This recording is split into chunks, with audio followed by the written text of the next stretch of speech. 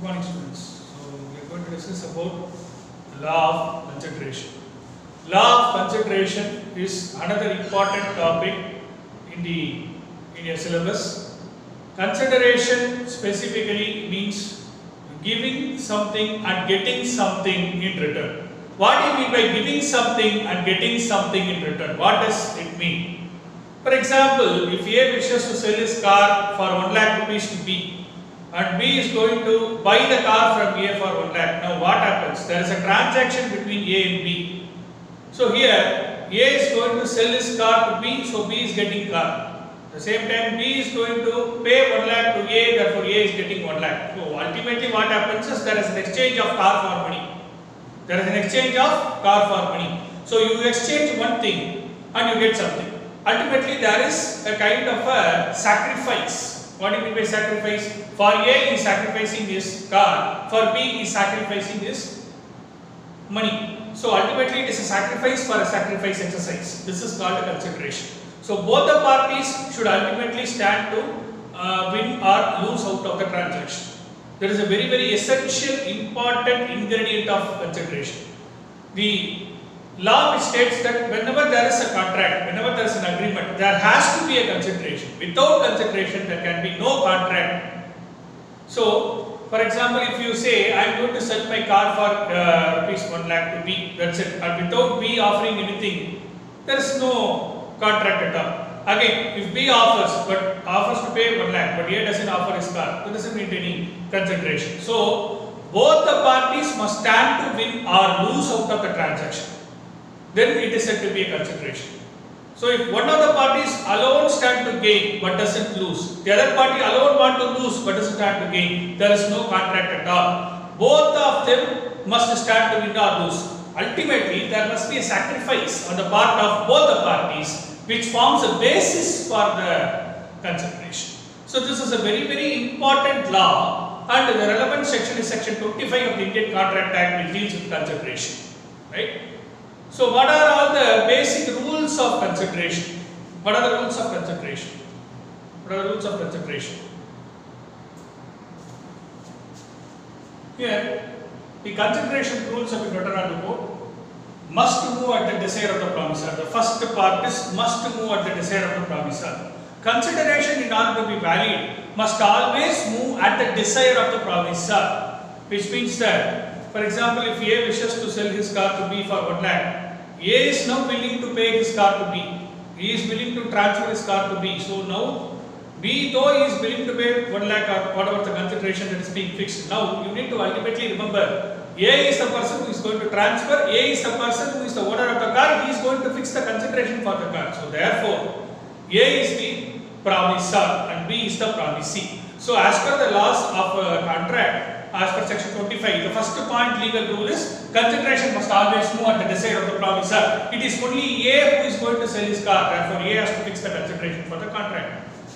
A has to fix the contract. A has to fix the A is the promisor, has to fix the consideration for the contract. Next point is may move at the desire of the promisee or any other person. So as per the Indian Contract Act, there is a concept called a stranger. So a person who is not even a party to the contract, cannot sue on the contract. So that is called doctrine of probity of contract, which we are going to discuss in the coming next few minutes. But there is a person who is a stranger to the consideration. For example, I am a party, I am the beneficiary of a particular act which is done by parties, which is called the promisor and the promisee, but I am the beneficiary. The beneficiary should reap the benefit, should receive the benefits. But what happens is, though I am not a original party to the contract, but I am still a stranger to the consideration, because that particular consideration should be reached to me, but in between somebody is taking away. In that case, I am the person who is a stranger. That stranger, whoever is a stranger to the consideration, please remember, stranger to the contract cannot sue, but stranger to the consideration can sue. For consideration perspective, stranger can always sue, can always move and get the consideration, or promisee can always, from promisee the consideration can be. So ultimately, there will be cases where, for example, promisee himself may try to do some voluntary services, in that case he may ask for consideration. There is a chances like that. So promisee may ask for or may move for consideration part, it can move from the promisee also. So that is what is the case. So third is need not be adequate. The third part is need not be adequate. What does the law states is, whenever you say the considerations need not be adequate, the main part of it, the main part which I am going to say is, consideration though essential, it is actually a value that is being fixed. You may fix a higher value, you may fix a lower value, but you need to understand the value, it has to be of some value in the eyes of the law, so that the parties recognize it and give some worth to the transaction. For example, at the same example, I am going to take the same example, the entire contract, so that you will understand.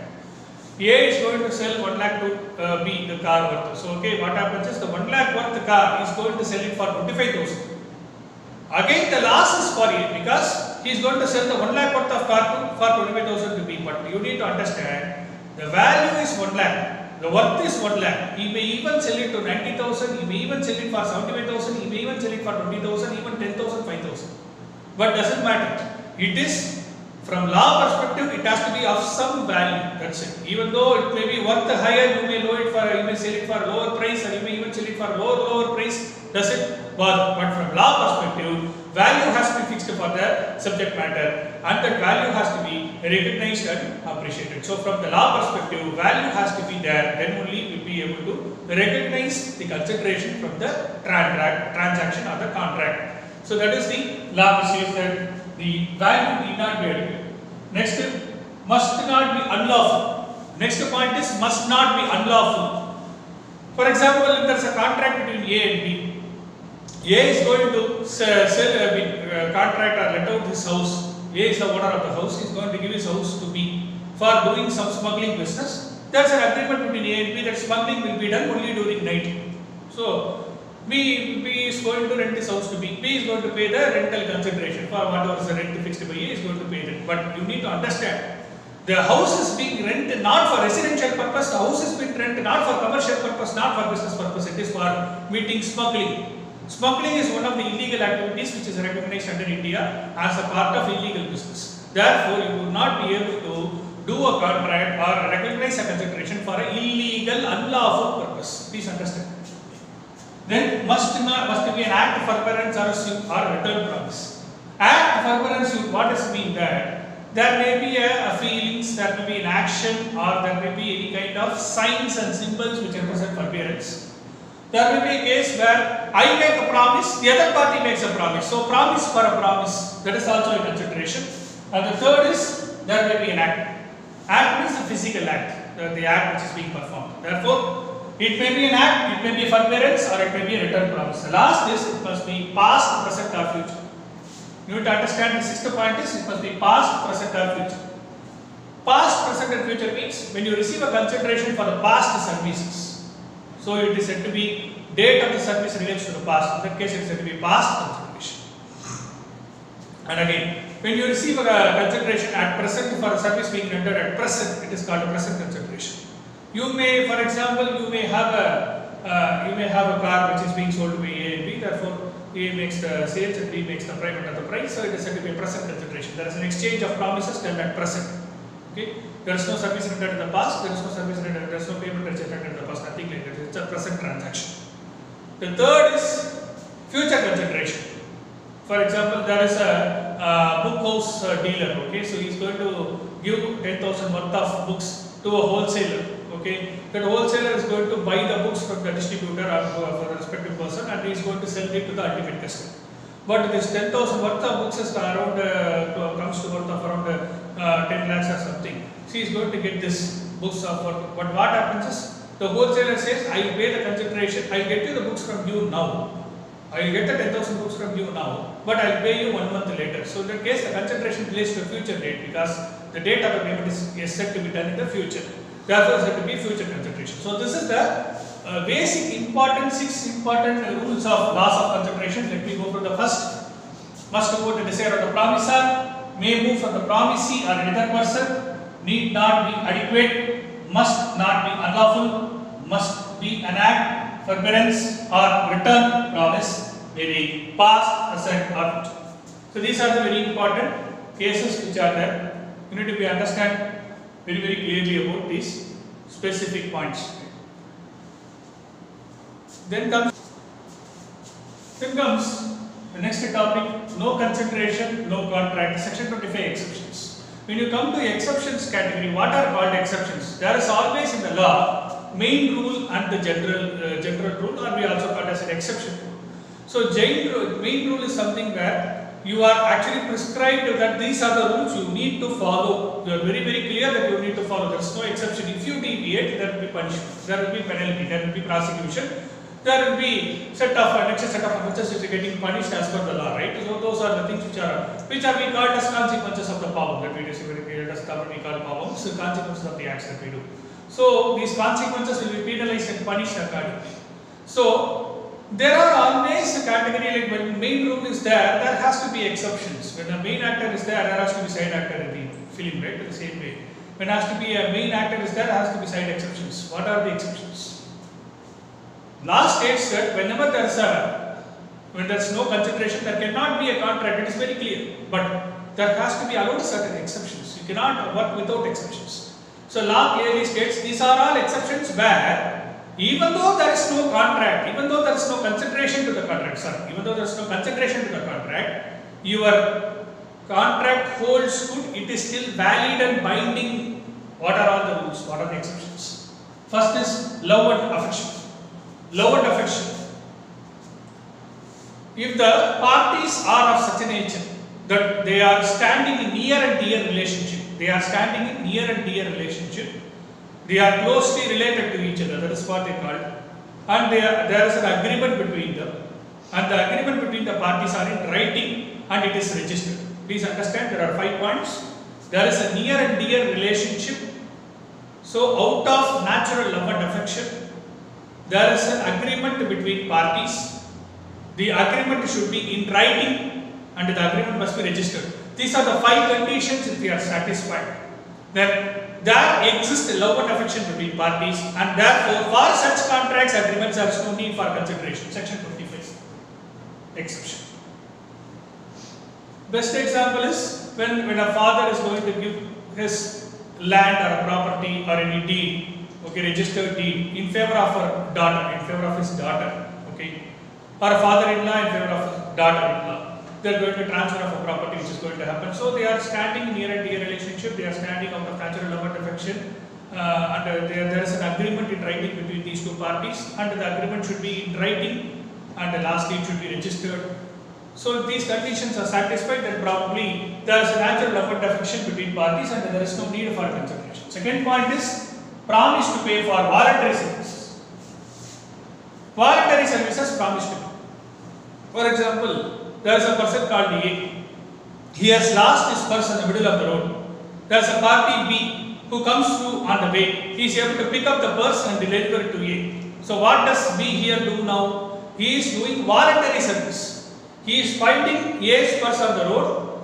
Out of fear that somebody would take away, he knows that A is a person who has left out, and he picks up the purse and hands it over to A. This is a very good deed right now. So in that case, what happens is B is going to give the purse to A because he knows A is the real owner, and he is going to perform some voluntary service of picking it up, taking it to custody, maintaining it properly, and find out A and give it to A. So these are the services which are rendered by B to find out A and hand it over the last purse to A. So this is a voluntary service on the part of B. Therefore, in that case, there is no need for a consideration between A and B. The third is creation of agency. You know, the law of agency, there is always a contract between parties. In the case of law of agency, A and B are partners, A and B are persons who are, as popularly applicable this law of agency is in the partnership business. Apart from that, normal business where there is always a case where a principal would be a person who is appointing an agent would be acting on behalf of the principal. So the best example is a rice trader who may have an agent, a merchant agent, and the person who will be the rice dealer would be the principal, and rice agent would be the buyer from whom he is going to buy it and sell it to the ultimate retail customers.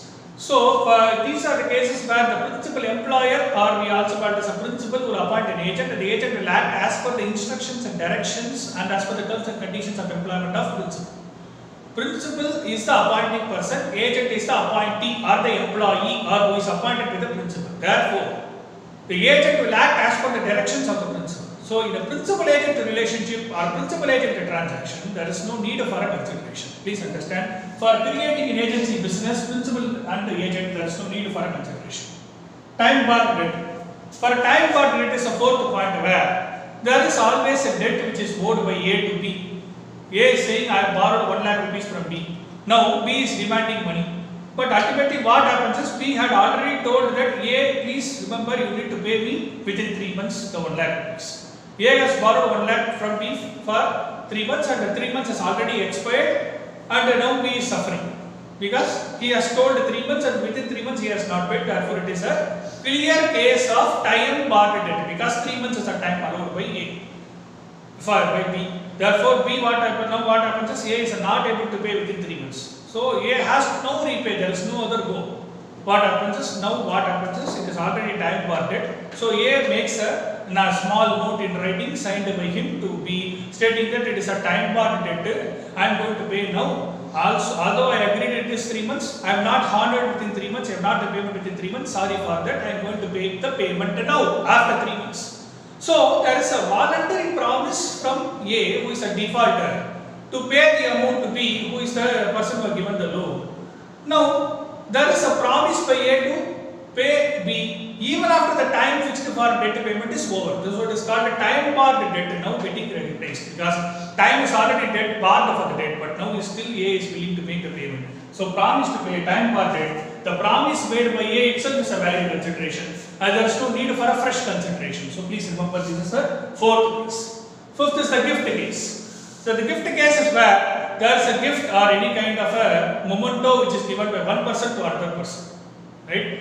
The best example is a birthday celebration where a father gives 1 lakh rupees to B or he wants to give his any kind of a specific bike or etc to his son, okay, on a particular birthday, okay. So now if he wants to gift a watch to his son, let's take an example, he wants to give a watch to his son, the watch rupees 500 rupees, he purchased a watch and he is given to his son on a birthday. Now can father demand something from the son on a birthday? Is it possible? Because it is a gift which is given on son's birthday and it is out of love and affection that he has given the gift to son. He cannot reclaim back the gift from son because as I said consideration what? It is a giver and give and take. So in this case he can only give, he cannot take, then he cannot be a father. So that's the only thing, right? So these are the things which are there. So it is natural love and affection, promise to pay time barred debt, promise for voluntary services payment, creation of agency and gift. So these are the 5 important exceptions which you need to remember as a part of consideration, no contract exceptions. Okay, so next is stranger to the contract cannot sue. What do you mean by stranger? Stranger means a person who is outside the contract, who is not even a party to the contract. For example, if A and B are persons who enter into a contract, they are the parties to the contract. Now, somebody C who is outside the purview of the contract, outside the purview of original contract between A and B cannot sue. He cannot file a suit against A or B or A and B both because C is not a party to the original contract. So that is called a stranger to the contract. So in the stranger of contract, law what says that a stranger to the contract cannot sue or cannot file a case on both or cannot sue on both of them or either of them. But this particular case law can be a case, this particular law can be a law, but provided it has to be emanating from particular case, right? What is the case? There are 2 cases which are there. Indian law, Jamana Das case. As per Indian law, Jamana Das case. And as per English law, it is Dunlop Pneumatic Tire Company versus Selfridges Company. Dunlop Pneumatic, PNU, P silent, PNU, EU, MATIC Tire Company versus Selfridges Company. So what happened is there is a company called Dunlop. So popular in the tire company, you know about Dunlop. So Dunlop is basically a tire company which had an agreement with Selfridges and Company. So Selfridges was acting as an agent on behalf of the principal. Please remember, he is an agent on behalf of the principal. So Selfridges was appointed by Dunlop and Dunlop told that you need to sell all the tires of mine, but please remember when you are selling the tire, don't sell it below 1000 pounds per tire. 1000 pounds per tire should be the minimum price. You should not sell it below 1000 pounds per tire. But what happened is Selfridges went ahead and they appointed a person called the D&N Company. So Selfridges appointed a person called the D&N Company. D&N Company is an agent. Please remember, D&N Company was an agent of sub-agent. We call as a sub-agent. Sub-agent of Selfridges Company. What happens is now D&N Company told clearly that you need to sell the price of not less than 1000 pounds for each and every tire while they are appointing D&N Company. Now what happened is D&N Company, they went ahead, they were appointed by Selfridges, but unfortunately out of 100 tires, 98 tires they sold it at above 1000 pounds, but the 2 tires they sold it at less than 1000 pounds, which is violating the agreement between Dunlop and Selfridges. So because of this wrongful act done by D&N Company, it came to the knowledge of Dunlop Tire Company. So Dunlop Tire Company filed a direct case on D&N Company. Please remember, he filed a case on D&N Company. As per the contract, there has to be original parties between Dunlop and Selfridges. How can Dunlop directly file a case against D&N Company was the case. So now the court case went to the court and court held that parties has to be Selfridges and Dunlop. If Dunlop has a problem, they have to file only against Selfridges. They cannot directly file a case against D&N Company. Please remember, because D&N Company is a third party to the original contract. Therefore, the case was dismissed on the grounds that the stranger cannot sue on the contract. You need to be very, very clear. So, it's a very popular case in English law, Dunlop versus Pneumatic Tire Company. So, as per the rule, what I said is stranger to the contract cannot sue. But again, as per a main rule should be there will always be exception. So, exceptions of the doctrine of privity of contract, which we state, the doctrine of privity of contract is an English term which is similar to the English law, which clearly states that which resembles the term that stranger to the contract cannot sue. It is obviously the doctrine which popular English law framers have made it. It is called doctrine of privity of contract. So, doctrine of privity of contract has certain exceptions where it says that stranger to the contract cannot sue exceptions. What are all the various exceptions? First part is trust. Second part is marriage settlement and family partition arrangements. Third is assignee and fourth is agency. First is trust. What do you mean by trust? Trust is something which you repose in confidence. When you believe a person, you are making a trust on him. You are keeping a trust on him. When you, for example, if you are saying some truth, it's a popular thing which happens in everybody's life. When you are actually making a statement to a friend, you are saying that, hey, don't say this to anybody, I am going to say only to you. So why are you saying that statement? Because you are having a faith or you are having a trust on that particular person. When you divulge a statement, you will not actually tell it to any other person. So that is called a trust. It is a simple example. So let us take if we come to the contract law, we take one popular example. There is a trust which is created. The trust is created by the author. He is going to have 1 lakh rupees worth of benefits that has to go to the handicapped children. Please understand, the children are handicapped children. They are not able to walk, they are only able to crawl, they are not able to walk. Those kind of physical disabilities are there. So you need to remember, the persons who are physically disabled, who are not able to carry out their ordinary activities are called handicapped persons. So those handicapped persons benefit is going to have create a floor, he is going to afford a clothing, he is going to give a food, he is going to give shelter, those kind of benefits. The benefit is worth 1 lakh. It has to ultimately reach the handicapped person. The person who has created the trust is the author of the trust, who is called the founder of the trust. But you need to understand, the trust will not have trust who is the founder. The trustee, we call as a person who is managing the trust, or the author will not have always the time to manage the trust. He will appoint a set of people called trustees. The trustees will manage the trust, will keep the proper books of accounts, will keep all the list of activities rendered, they will monitor the activities and they will report to the author of the trust. So author will take the report and he will find out what got wrong, what is going wrong, whether everything is going fine. He will monitor that and he will actually keep going. So this is the way it is being done. One day what happened is, the trustee who is the owner of the author of the trust had stifled all the money. He was not giving any benefits to the handicapped children. Though the trust is created for the benefit of the handicapped children, he is swindling all the money, running away one day. The police caught note of him and the case went to the court and court held that. This is a popular case law. Case law is not known, but it's a popular case. what happened is, on behalf of the handicapped people who are the beneficiary, the handicapped people are the beneficiary, the children. So they sued for the benefit and the court held that yes, it is a trust created, the trust is created for the benefit of the handicapped people, so the benefit should go to the handicapped people. The author of the trust should be arrested and put into jail, and the money should be recovered and given to the handicapped. So in this case, it is a trustee, which is exception. Though the handicapped people are not the original part of the parties between the original contract where author is there and the trustee is there, contract is created. Author and the trustee are the original parties, but still handicapped people are outside the contract, but they are beneficiaries. Therefore, they are able to sue under the contract and reach the benefits. This is a popular case which had happened. So trust. Second is marriage settlement. When a benefit is due under the contract, for example, father promises to pay 20 lakhs worth of property to the daughter on marriage. But what happens is on a particular day, the daughter, he is saying that no, daughter, I am not able to pay it. So you may just leave it or forgo. The daughter will not leave it because there is already a promise made by the father. So it has to go for her son or daughter at a later point of time, or for the benefit of her husband, etc. So in that case, what happens is the daughter can file a suit against the father for the promise made to transfer the property, but not fulfilled by the father. So it is a case of a marriage settlement case. So the daughter can file a suit against the father, can file a case against the father for recovery of the property as per the promise made by him. So even though the daughter is outside the party to the thing, the beneficiaries of the daughter, in case of daughter even not alive, or in the case something which is happening, still the beneficiaries to whom the property should go, they can file a suit against them and get benefit.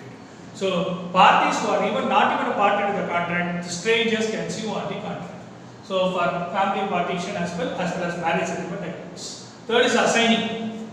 When you actually assign a policy, for example, best example is a policy, LIC policy. When you take from an LIC company, the person who is taking the policy is called the policy holder. The person to whom the benefit should reach is the beneficiary, right? The person who is giving the policy is called the LIC company. So LIC company is the person giving the policy, person taking the policy is the policy holder. There is an agreement between policy holder and the LIC company. There is an agreement between policy holder and the LIC company. Please remember. So LIC company and the policy holder are the original parties to the contract.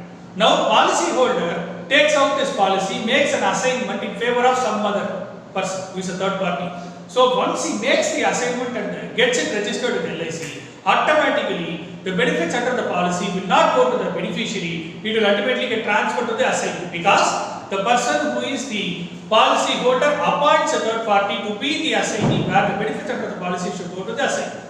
So assignee, though is not a party to the original contract, where LIC holder and the policy issuer LIC is the parties, but still assignee is outside the contract. He is a stranger. He can be able to sue and get the benefits under the contract. Last is agency. The agency part is the fourth part, where there is a principal who is appointing a person called agent. So there is a principal and the agent who are there. So now what happens is there is a contract between the agent and the third party. Agent is supposed to act as per the directions and the principles of the principal who is appointing the agent. Now what happens is agent gets into a wrong transaction with the third party. As a result of which third party holds him liable and says that you are putting me into problem, you have violated the principal order, you are getting into a transaction with me which is totally wrong. I am not going to pay you anything, I am going to put a case against you.